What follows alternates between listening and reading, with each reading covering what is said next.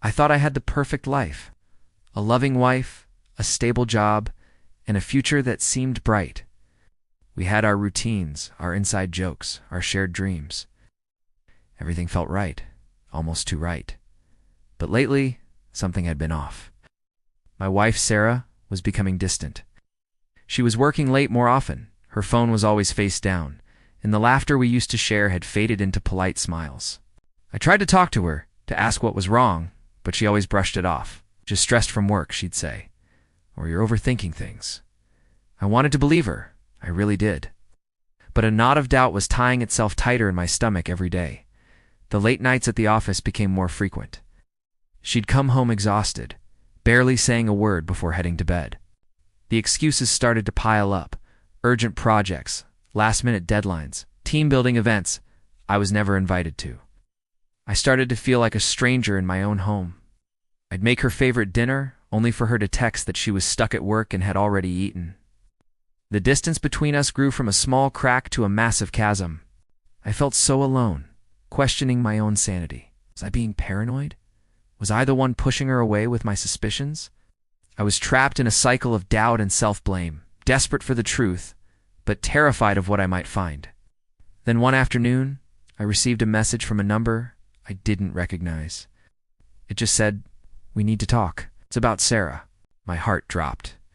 The sender was a woman named Emily, one of Sarah's coworkers.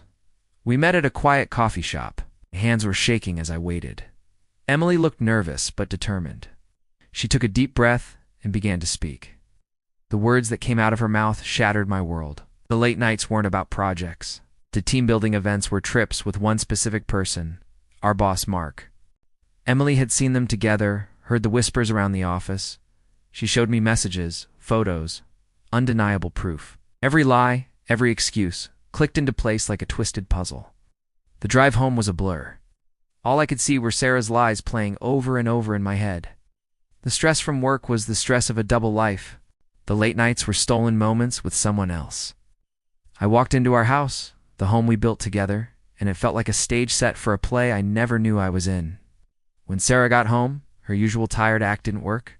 I didn't yell. I didn't scream. I just calmly laid out the evidence on the coffee table. Color drained from her face. There were no more excuses, no more lies to hide behind. The silence was deafening.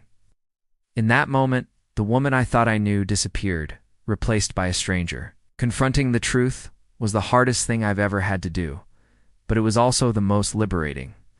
The weight of uncertainty that had been crushing me was finally gone.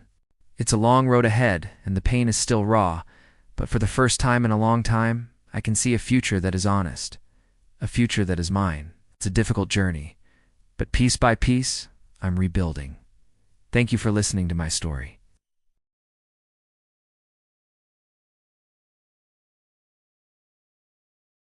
Don't forget to like and subscribe for more stories.